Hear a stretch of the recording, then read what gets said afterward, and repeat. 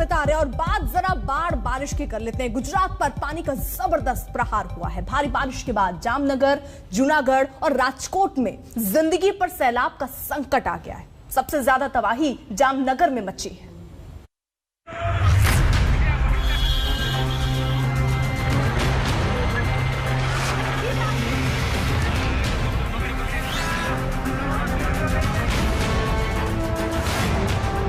गुजरात में जल प्रलय के हालात हैं। सड़कों पर सैलाब के बीच कारें बह रही हैं।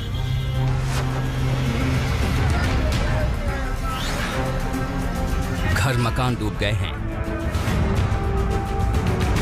जामनगर, राजकोट समेत कई इलाकों में लगातार जारी बारिश से तबाही मची है। मगर सबसे बड़ा संकट जामनगर के सामने आया। ये तस्वीरें राजकोट जामनगर मेन हाईवे की हैं। भारी बारिश के बाद जब बांधों का पानी छोड़ा गया तो ऐसा लगा जैसे सैलाब पुल को बहा ले जाएगा।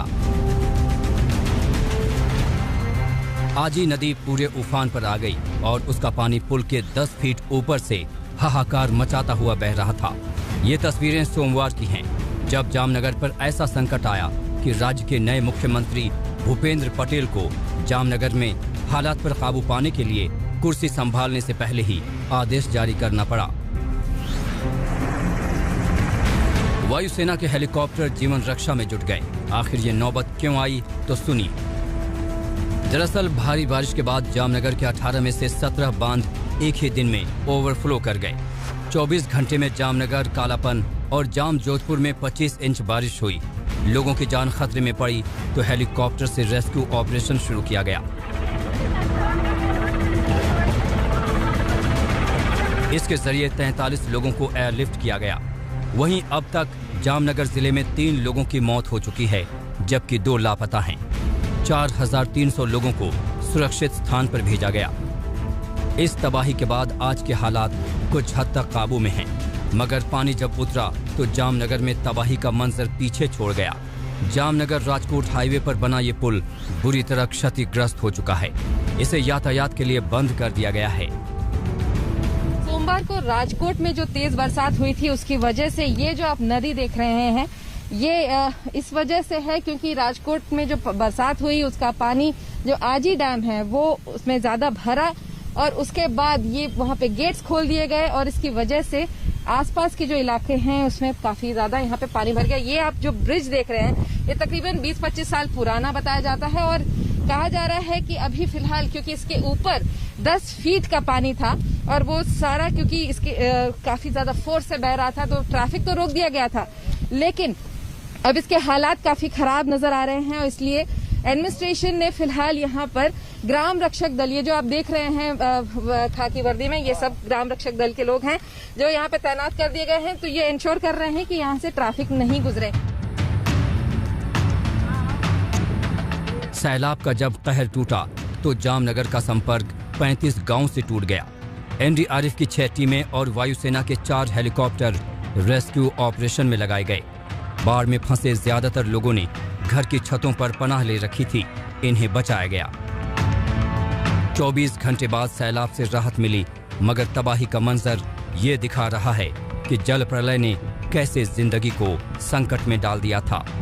जामनगर का ये रेलवे ट्रैक भी उसी सैलाब में बह गया था, जिसकी मरम्मत का काम तेजी से चल रहा है। वहीं इस सड़क की हालत देखिए, जो सैलाब के रौद्र रूप की चपेट में आया था। जामनगर और उसके आसपास के इलाके की कई नदियां उफान पर हैं और अब भी कई लोग सैलाब में फंसे हैं। उन्हें सुरक्षित इलाके तक ले जाया जा रहा है। जामनगर में विद्या और गोपी घांगर के साथ आज तक ब्यूरो। जामनगर के बाद राजकोट के हालात भी आपको बता दें। यहां प्रशासन ने भारी बारिश के बाद रेस्क्यू के लिए वायुसेना और नौसेना की मदद मांगी है। राजकोट में जबरदस्त सैलाब ने कई लोगों को बेघर कर दिया। अब तक 2000 लोगों को सुरक्षित इलाके तक पहुंचाया गया है।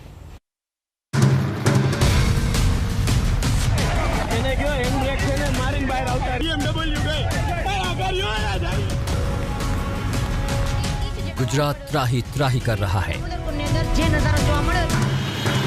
शहर शहर सैलाब है।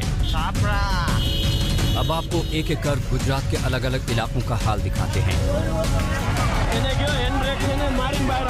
जूनागढ़ का हाल देखिए, चारों तरफ बाढ़ के पानी ने कहर बरपा रखा है।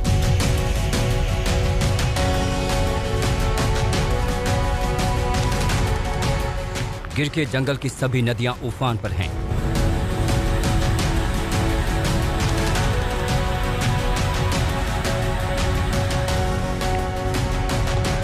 जूनागढ़, पोरबंदर और गिर सोमनाथ से जोड़ने वाले सभी नेशनल हाईवे और स्टेट हाईवे बंद कर दिए गए हैं।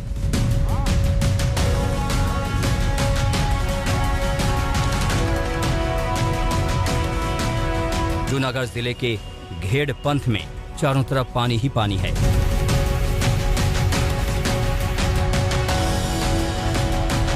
हजारों एकड़ में लगी फसलें तबाह हो चुकी हैं।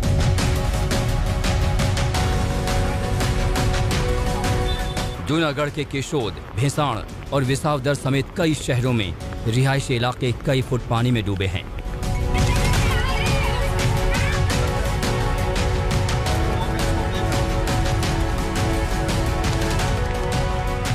अब तक लोग सरकारी मदद का इंतजार कर रहे हैं।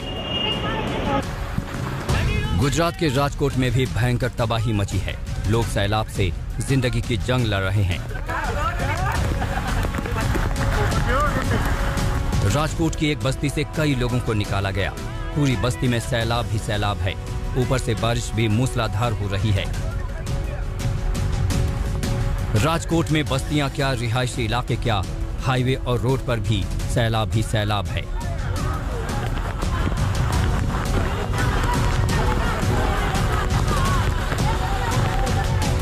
गुजरात के रैया रोड पर तो सैलाब में कारें बहने लगी। काली कार के साइड में एक सफेद कार बह रही है, जबकि उसके आगे भी कई कारें बह रही हैं।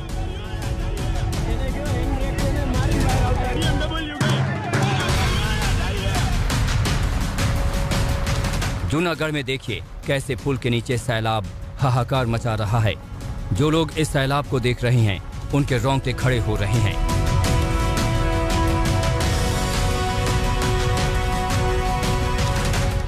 जूनागढ़ के वंथली मालावदर हाईवे पर पानी बह रहा है। देखिए कैसे लोग खुद जान को खतरे में डालकर सड़क क्रॉस कर रहे हैं।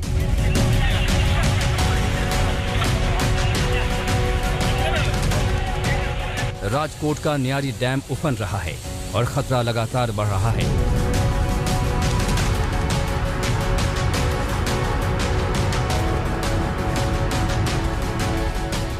जरा दूसरे बांधों की हालत पर भी नजर डालिए। हर बांध से पानी बेतहाशा बह रहा है। इन हालातों से निपटने के लिए एनडीआरएफ की टीमें शहर शहर रेस्क्यू के काम में जुटी हैं। वर्तमान समय में गुजरात में आईएमडी के प्रेडिक्शंस को देखते हुए 18 टीमें डिप्लॉयड की गई है। साथ ही 2 टीमें, एक टीम गांधीनगर व एक टीम बड़ोदरा में रिजर्व के रूप में रखा गया है।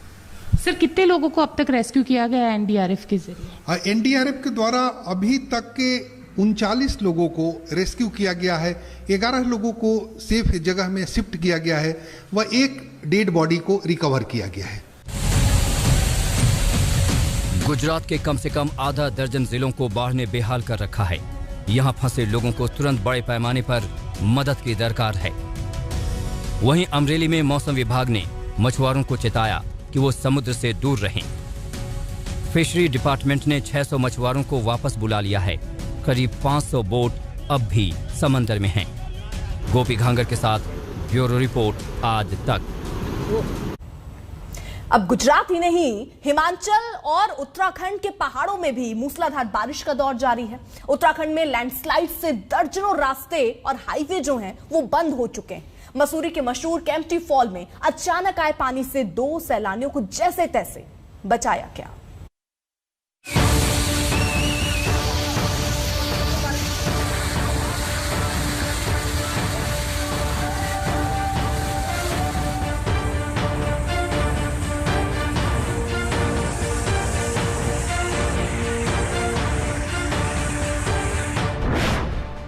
पहाड़ों पर कुदरत की मार।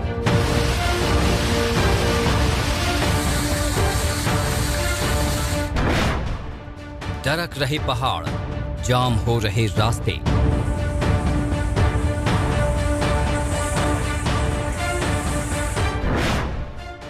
बारिश के बाद लैंडस्लाइड की मार।